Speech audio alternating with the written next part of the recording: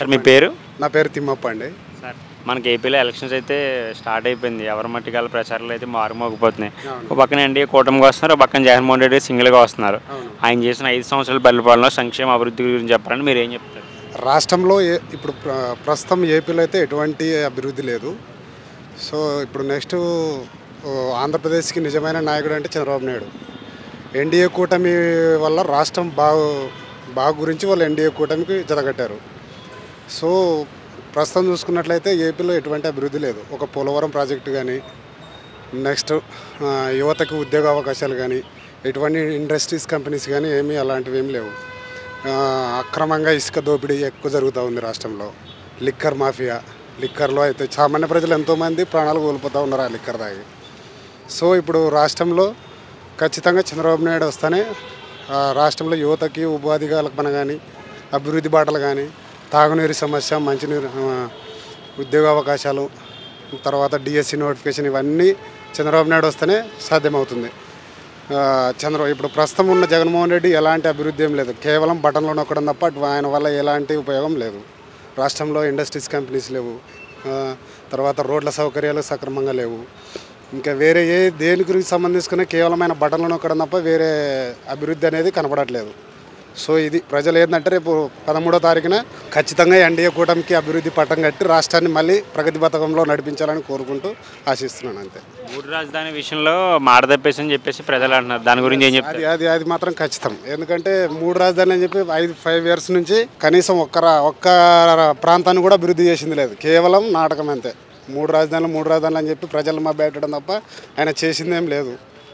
So next ఏంటంటే చంద్రబాబు నాయుడు వస్తే ఖచ్చితంగా అమరావతి రాజధాని, ఒక హైదరాబాద్ నగరం అయితే ఎలా నిర్మించాడో సేమ్ అమరావతి ప్రాంతాన్ని కూడా అలాగనే నిర్మించి గొప్ప ఆంధ్రప్రదేశ్ ప్రజలకు గొప్ప వరంగా తీర్చిదిద్దబోతున్నాడు.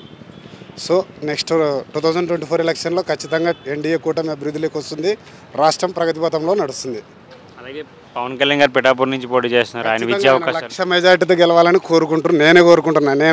నేను మనస్ఫూర్తిగా కోరుకునేది కూడా అదే. పవన్ కళ్యాణ్ గారు ఒక మానవతావాది, విలువలతో కూడిన వ్యక్తి. ఆయన ఖచ్చితంగా 1,00,000 మెజార్టీతో గెలవాలని నేను మనస్ఫూర్తిగా కోరుకుంటున్నాను. లోకేష్ గారు మంగళగిరి నుంచి పోటీ చేస్తున్నారు. ఆయన గత ఎన్నికలతో పోల్చుకుంటే ఇప్పుడు చాలా మాట అదంతా చేంజ్ అయ్యి కొంచెం ప్రత్యర్థులకు కూడా సమాధానం చెప్తున్నారు. ఆయన విజయ అవకాశాలు ఎలా ఉన్నాయి మంగళగిరి నుంచి? ఖచ్చితంగా నారా లోకేష్ గారు కూడా ఖచ్చితంగా మంగళగిరి నుంచి భారీ మెజార్టీతో గెలవబోతున్నాడు. ఎందుకంటే ఒకప్పుడు గత 5 సంవత్సరాల కిందట చూసుకుంటే ఆయన మాటకి, ఆయన విధానంకి, ఆయన పద్ధతులు అన్నీ ప్రజల్లో ఎంతో మార్పు తీసుకొచ్చింది. సో జగన్మోహన్ రెడ్డి కంటే కూడా ఆయన చాలా 100 రెట్లు నయం ఇప్పుడు. ఎందుకంటే ఏ ఒక్క మాట కానీ, తీరు కానీ, ఒక ప్రెస్ ముందుకు వచ్చి మాట్లాడే విధానం కానీ, జగన్మోహన్ రెడ్డి 5 సంవత్సరాల నుంచి ఏ రోజు ప్రెస్ ముందుకు వచ్చి మాట్లాడింది లేదు, దాఖలాలు కూడా లేవు. సో నారా లోకేష్ 100 రెట్లు నయం. ఖచ్చితంగా మంగళగిరిలో నారా లోకేష్ గెలవబోతున్నాడు. వైసీపీ మేనిఫెస్టో మీరు అబ్జర్వ్ చేసి ఉంటారు, పెద్దగా మార్పులు చేర్పులు లేవని చెప్పేసి అంటున్నారు. మేనిఫెస్టోలో ఎలాంటి మార్పులు చేర్పులు లేదు. ఇప్పుడు ఎన్డీఏ కూటమి మేనిఫెస్టో అయితే ఖచ్చితంగా ప్రజలకి అన్ని మంచి కూరే విధంగానే ఏర్పాటు చేశారు. సో ఇప్పుడు ఇంతకుముందు వైఎస్ జగన్మోహన్ రెడ్డి ఇంతకుముందు ఇచ్చిన సేమ్ మేనిఫెస్టోని ఇప్పుడు జస్ట్ ఏంటంటే కొంచెం ఎక్స్టెండ్ చేశారు అంతే. దానివల్ల ఏం ఉపయోగం లేదు, అది లేదు. కూటమి మేనిఫెస్టోలో మీకు బాగా నచ్చిన అంశాలు అంటే ఏం చెప్తారు? కూటమి మేనిఫెస్టోలో నాకు నచ్చినది ఏంటంటే ప్రతి పేదవాళ్ళకి 2 సెంట్ల స్థలము, తర్వాత మహిళలకి 3 ఉచిత గ్యాస్ సిలిండర్లు, నెక్స్ట్ అదేవిధంగా చూసుకుంటే mega DSC, first government form అయిన వెంటనే మెగా డిఎస్సి నోటిఫికేషను. ఇంకా అలా చూసుకుంటే చాలా ఉన్నాయి. వాళ్ళు పెట్టిన మేనిఫెస్టోలో ఖచ్చితంగా జనాలకు మంచి చేకూరుతుందని నేను నమ్ముతున్నాను అంతే. అలాగే వైసీపీలో కొంతమంది మంత్రులు ఉన్నారు, కొడాలి నాని అవ్వచ్చు, మన పెన్ని నాని అవ్వచ్చు, అంబటి రాంబాబు, రోజా గారు, వీళ్ళు ఓడిపోతామన్న భయంతోనే గత కొన్ని రోజులుగా సైలెంట్ అయిపోయారని చెప్పేసి కొంతమంది సామాన్య ప్రజలు అయితే చెప్తున్నారు. సో మీరు దాని గురించి ఏం చెప్తారు? ఖచ్చితంగా వాళ్ళకి ప్రజలే బుద్ధి చెప్తారు, తగిన బుద్ధి వాళ్ళే చెప్తారు. ఎందుకంటే వాళ్ళు మంత్రులుగా చేపట్టినప్పటి నుంచి కనీసం వాళ్ళకి సంబంధించిన శాఖల గురించి ఒక్క మాట కానీ, ఒక్క 10 కానీ, కనీసం వాళ్ళకి సంబంధించిన ఎలాంటి ప్రెస్ మీట్లు పెట్టి వాళ్ళకి సంబంధించిన శాఖల గురించి ఏ రోజు మాట్లాడింది లేదు. ఎంతసేపు చంద్రబాబు నాయుడు, పవన్ కళ్యాణ్, 4 పెళ్ళిళ్ళు చంద్రబాబు నాయుడు, ఇది తప్ప వేరేది టాపిక్ మాట్లాడింది లేదు. సో ప్రజలు ఖచ్చితంగా వాళ్ళకి తగిన బుద్ధి చెప్పి ఖచ్చితంగా ఇంటికి పంపిస్తారు. వాళ్ళకి 2024 తర్వాత వాళ్ళు జైలు గోడలు ఊసలు లెక్క పెట్టాల్సిందే ఖచ్చితంగా. అలాగే ఐటీ మంత్రి గుడివాడ అమర్నాథ్ గురించి గుడివాడ అమర్నాథ్ గురించి ఇంకేం చెప్తారులేండి. ఆయన గుడ్డు పెట్టాలా, ఇంకా పొదగాల, అది ఏంటి ఆయన మాట్లాడే విధానం. ఒక ఐటీ మినిస్ట్రీ అదే నా మాట్లాడేది.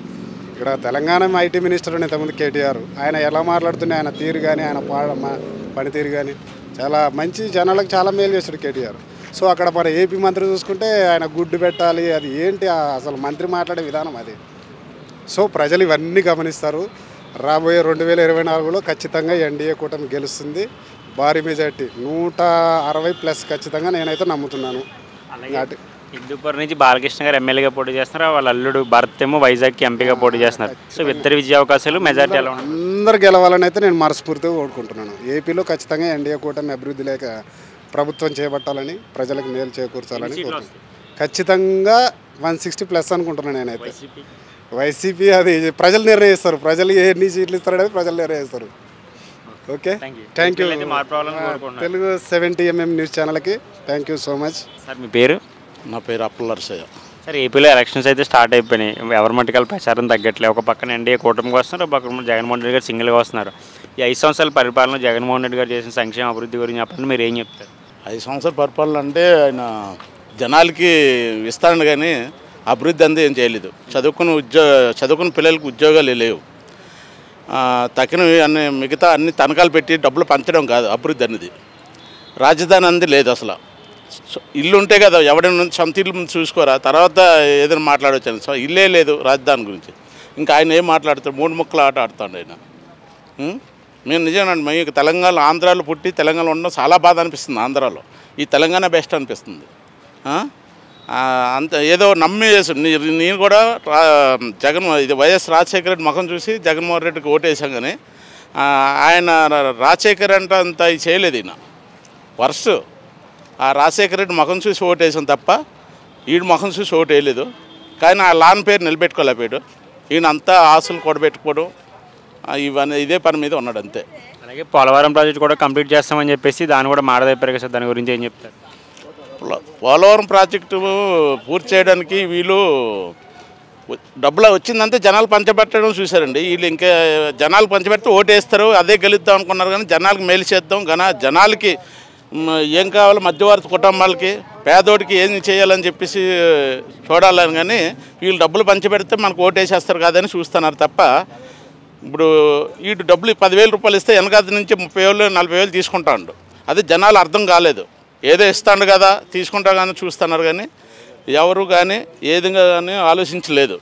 వాడికి ఈరోజు తెలంగాణలో చూడండి, హైదరాబాద్లో చూడండి, తెలంగాణలోనే కిలో కందిపప్పు ఎంత ఉంది, ఆంధ్రాలో కిలో కందిపప్పు ఎంత ఉంది. ఇసుక మాకు ఊర్లోని మేము దొరికితే ట్రాక్టర్ల మీద ఫ్రీగా తెచ్చుకుంటారు. ఈరోజు టన్ను యూనిట్ ఇసుక 3,500 ఉంది, అక్కడ 5,500 ఉంది.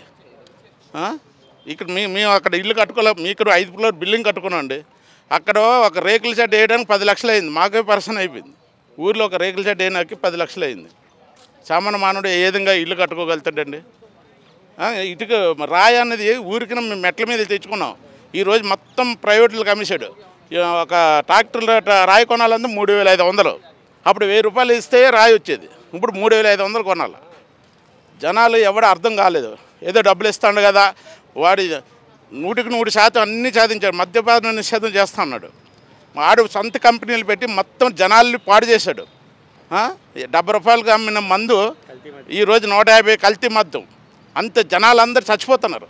ఇక్కడ నుంచి వెళ్ళి ఆంధ్రాలో మంది తాగి చాలామంది చచ్చిపోయిన వాళ్ళు కూడా ఉన్నారు. దాంట్లో నేను ఒక బాధ్యతను కూడా. అక్కడ మంది తాగి నాకు ఫిట్స్ లాగా వచ్చి బ్రెయిన్ స్ట్రోక్ వచ్చి అపోలో హాస్పిటల్ జాయినింగ్ అయ్యాను. 10 లక్షలు అయింది. ఈ విధంగా జనాల్ని పీడికి తింటాడు అంతే. ఆ లాన్ ముఖం చూసి ఓటేసాం. కానీ ఇలాంటి దరిద్ర ముఖ్యమంత్రి ఈనాడు ఇప్పటివరకు ఏ దేశంలో చూడలేదు. అలాంటి జగన్మోహన్ రెడ్డి జనాలు పీడి తింటాడు అంతే. సార్ రీసెంట్గా మేనిఫెస్టో కూడా రిలీజ్ చేశారు సార్, మీరు ఏమైనా అబ్జర్వ్ చేశారా? దాంట్లో వాడు ఏం చేసినా వేస్ట్ అండి. వాడు ఇంతకుముందు చేశాడు 5 సంవత్సరాలు. ఏం చేశాడు వాడు? ఇంతకుముందు నేను మద్యపాన నిషేధం చేసిన తర్వాత మేము ముందుకు వస్తున్నాడు. చేశాడా? డిఎస్పీ నోటిఫికేషన్ చేసిన తర్వాత డిఎస్పీ ఎప్పుడంటే ఎలక్షన్ ముందు చేస్తాడు. అది ఎలాగని తెలిసి ఎలక్షన్ ముందు వస్తే ఆగిపోద్దని దగా చేసాడు. 5 సంవత్సరాలు లేదు, మళ్ళీ లాస్ట్ మూమెంట్లో చేశాడు, దగా చేశాడు. నిరుద్యోగాలకి 2 లక్షల ఉద్యోగాలు ఎవరికి ఇచ్చాడండి? వాలంటీర్లు ఉద్యోగాలు. అది ఉద్యోగాల వాడు కార్యకర్తలు పెట్టేసి 5,000 రూపాయలు, డిగ్రీ చేసినోడికి 5,000 రూపాయలు ఇస్తాడా? వాడు ఇన్ఫర్మేషన్ గుంజుకోవడానికి వాలంటీర్లు పెట్టి మొత్తం దగా చేసాడు రాష్ట్రాన్ని. ఏ ఒక్కడికి చదువుకున్న ఉద్యోగికి ఒక్కడికి కూడా ఉద్యోగం ఇవ్వలేదాడు. అంతా దగా చేశాడు అంతే. 2 లక్షల ఉద్యోగం ఎవరికి ఇచ్చాడు చెప్పండి? 6,000 ఉద్యోగాలు కానిస్టేబుల్ ఉద్యోగాలు మాత్రమే తీశాడు. డిఎస్పీ నోటిఫికేషన్ తీయలేదు, ఏమి తీయలేదు. 2 లక్షల ఉద్యోగం ఇచ్చి చూపించమనండి. నిజంగా ఇదైతే చూపించమనండి. అలాగే ముందు అమరావతికి రాజధానిగా ఆమోదం తెలిపిన ముఖ్యమంత్రి గారు తర్వాత మళ్ళీ ఎందుకు సార్ మాట తప్పారు? వాడు చేయడండి. వాడు ప్రేమ లేదు, ఆంధ్ర మీద ప్రేమ లేదు. ఆడ ఆస్తులంతా తెలంగాణ బెంగళూరులో ఉంది. ఆడ ఆంధ్రాతో ఏ పని ఉందండి? ఆంధ్రాని అభివృద్ధి చేయడాడు. ఆడు పాడు చేయాలని కంగంతో కట్టుకుని వెళ్ళాడు. కాకపోతే రాజశేఖర రెడ్డి ముఖం చూసి ఆడు కోటేశారు, కానీ వాళ్ళ తండ్రి చేసినట్టు చేస్తాడు అనుకున్నాను. కానీ ఈ విధంగా దగా చేస్తాడని ప్రజలు కూడా ఊహించుకోలేదు. ఈరోజు ఎవడు ఓటేసారో వాడి సంపలు కొట్టుకుంటున్నారు అంతే. అలాగే పవన్ కళ్యాణ్ గారు పిఠాపురం నుంచి పోటీ చేస్తున్నారు. ఆయన విజయ అవకాశాలు ఎలా ఉన్నాయి? పవన్ కళ్యాణ్ గారు నీతి నిజాతవంతుడండి. ఆయనకి ఓటేద్దానా సరే ఆడి మీద 300 కోట్ల పైన పెడతాడు జగన్మోహన్ రెడ్డి, డబ్బులతో కొనాలని. కానీ ఈసారి మాత్రం ఎంత డబ్బులు పెట్టినా 1,00,000 కోట్లు ఖర్చు పెట్టినా పవన్ కళ్యాణ్ పక్కా గెలుస్తాడు. అది మాత్రం నిజండి. ఆయన ఎప్పుడు నీతి నిజాతిగా పోతాడు, టైట్గా పోతాడు. ఎప్పుడైనా నీతి నిజాతికి వెళ్ళడికి న్యాయం జరుగుతుంది, గెలిపి సాధ్యం. కానీ ఏ మాయమాటలాడినోడికి మాత్రం ఎప్పుడు కాదండి. అలాగే లోకేష్ గారు గత ఎన్నికలతో పోల్చుకుంటే ఇప్పుడు చాలా మాటగట్టంతా మార్చుకుని చాలా ప్రత్యర్థులతో కూడా సమాధానం చెప్తున్నారు. సరే, ఆయన మంగళగిరి నుంచి పోటీ చేస్తున్నారు. ఆయన విజయ అవకాశాలు ఎలా ఉన్నాయి? 100% గెలుస్తాడండి లోకేష్ గారు. అప్పటికంటే ఇప్పుడు పిల్లోడు ఎప్పుడు ఏదైనా సరే ఫస్ట్ అప్పుడు కొంచెం కలబీడ అవుతాడు, తర్వాత స్ట్రైట్గా నిలబడతాడు. ఈరోజు కొంచెం ఆయన మాట మార్చుకోండు, అన్ని విధాలుగా తెలుసుకోండు, కొంచెం ఆ లాన బాటలో నడుస్తాడు. 100% ఆయనకి విజయ అవకాశాలు ఎక్కువ ఉన్నాయి. 100% గెలుస్తారు. టీడీపీ వస్తుంది ఈసారి. అలాగే బాలకృష్ణ గారు హిందూపురం నుంచి చేస్తున్నారు, అల్లుడు గారు ఎంపీగా వైజాగ్ నుంచి పోటీ చేస్తున్నారు. సార్, ఇద్దరు విద్యా అవకాశాలు ఎలా ఉన్నాయి? విజయ అవకాశం నందమూరి వంశానికి తిరిగిలేదండి. వాళ్ళు ఎప్పుడూ ప్రజల పక్షం ఉన్నారు, ప్రజల గురించి పోరాడితే వాళ్ళకి డబ్బులు అవసరం లేదు. వాళ్ళకి డబ్బులు మస్తు సంపాదించుకున్నారు, వాళ్ళు ప్రజలకు పెట్టాలనే ఉంది. 100% నందమూరి బాలకృష్ణ ఎక్కడ గెలిచినా ఎక్కడ నిలబడినా గెలుస్తాడు. సార్, అలాగే టీడీపీ మేనిఫెస్టో మీరు నిన్న రిలీజ్ చేసేసారు, నిన్న 2 డేస్ బ్యాక్. ఏమన్నా మీకు కొత్తగా నచ్చిన పాయింట్లు ఏమన్నా 2 అంశాలు చెప్తారా? నచ్చిన పాయింట్లు వదిలేండి. చంద్రబాబు నాయుడు ఇక్కడ తెలంగాణలో చూశారు. చంద్రబాబు నాయుడు ఈ రోజుల్లో కొంత ఐటీ శాఖ ఎంతో మంది బాగుపడింది. ఆయన అన్నాడంటే పక్కా చేస్తాడు. ఎందుకంటే అనుభవం ఉన్న వ్యక్తి. ఆయన ఎవరినైనా కొట్టగలుగుతాడు, ఎవరినైనా చేయగలుగుతాడు. ఈడేమీ చేసింది లేదండి. ఈడ బెయిల్ కోసం నరేంద్ర మోడీని అమిత్ షా కాలు పట్టుకున్నప్పటికీ సరిపోతుంది. ఈడు 22 మందిని ఎంపీలు ఇవ్వండి, నేను ప్రత్యేక హోదా తీసుకొస్తున్నాడు. గెలిచిన తర్వాత 24 మంది తాటంగా పెట్టి కాలు పట్టుకొని ఏడుస్తాడు. వాడు ఏం చేసింది? చంద్రబాబు నాయుడు పక్కా ఆయనకు అనుభవం ఉంది కాబట్టి పక్కా చేస్తాడు. ఆయన వస్తే ఆంధ్రప్రదేశ్ భవిష్యత్తు ఉంటుంది. ఆయన రాకపోతే మాత్రం ఆంధ్రప్రదేశ్ బీహార్ లాగా తయారైపోతుంది అంతే. అలాగే కొన్ని రోజుల క్రితం జగన్మోహన్ రెడ్డి గారి మీద దాడి జరిగింది సార్ గులకరాయితో. చాలామంది ఏమంటారంటే లాస్ట్ టైం కోడికత్తి డ్రామా లాగా ఇది కూడా ఎలక్షన్ ముందు సానుభూతి ఓట్ల కోసమని ప్రజలు అన్నారు. మీరేమంటారు? గులకరాయి అంటే ఇప్పుడు ఆయనకి ఇప్పుడు కొత్త ఏం కాదండి. అప్పుడు కూడా కోడికత్తి అన్నారు. పాప ఆయన ఒక 5 సంవత్సరాలు బెయిల్ లేకుండా ఇప్పుడు మంటవారు చూశారు కదా, వాళ్ళ అమ్మాయిలు కాలు మీద పడ్డం. వాడు ఒకటి బలైపోయాడు. ఎలక్షన్ ముందు ఏదో ఒకటి జరుగుతుంది. ఆడికి సెంటిమెంట్ ఏంటంటే ఎలక్షన్ ముందు ఏ రాయి కొట్టుకోవడం, ఏ కత్తి కట్టుకోవడం, లేకపోతే ఎవరైనా చంపేయడం. ఈ విధంగా సానుభూతి వెళ్ళాలి తప్ప వాడు నీతి నిజాతికి వెళ్ళడే నాకు తెలుసు కూడా. ఆ విధంగా నడుస్తుంటాడు అంతేడు. ఎన్ని సీట్లు వస్తాయి సార్ ఈసారి వైసీపీకి ఎన్ని సీట్లు వస్తుందని చెప్పుకుని జనాలు ఇప్పుడు ఎలాగున్నారండి. ఎవరు డబ్బులు ఇస్తాడని చూస్తున్నారు, కానీ వెనక నుంచి ఎంత తెలీదు. కానీ మన అనిల్ బెదర్స్ చెప్పినట్టు నీతి నిజాతికి వెళ్ళేది ఎప్పుడైనా దారి ఉంటుంది. అప్పుడు చంద్రబాబు నాయుడు 23 తీసుకున్న 23 సీట్లు వచ్చాయన్నారు చూసారా. వీడు కూడా ఎంతమంది లాక్కుంటే అంతమంది 17 సీట్లు వస్తాయి, అంతకంటే ఎక్కువ రావని నేను అనుకుంటాను. కూటమికి ఎన్ని సీట్లు రావచ్చు సార్ ఈసారి? 120 పక్కా వస్తుందండి. సార్, ఏపీలో మార్పు రావాలని కోరుకుంటున్నారు. 100% మార్పు రావాలి. ఇక్కడ తెలంగాణలో ఉన్నాను కాబట్టి, ఆంధ్ర మీద ఇంతకంత మా పుట్టి పెరిగింది అక్కడ కాబట్టి, ప్రేమ ఉంటుంది కాబట్టి చంద్రబాబు నాయుడు వస్తే న్యాయం జరుగుతుంది. అక్కడ బాగుపడాలని చెప్పి చూసుకుంటామండి.